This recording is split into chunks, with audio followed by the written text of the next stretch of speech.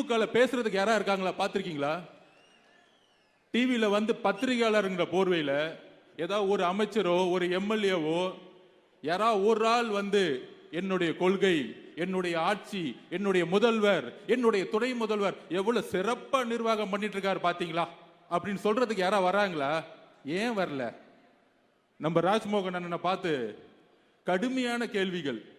நம்ம ஏதோ 50 வருஷமா ஆளுங்கட்சி ஆகி, நம்ம ஏதோ நம்ம பொழுதைக்கு துணை முதலமைச்சர் கொடுத்து, நம்ம ஏதோ மெடிக்கல் காலேஜ் கட்டி ஏதோ ஊழல் பண்ணிட்டு இருக்க மாதிரி நம்மளை பார்த்து இவ்வளோ கேள்விகள் வந்துட்டு இருக்கு.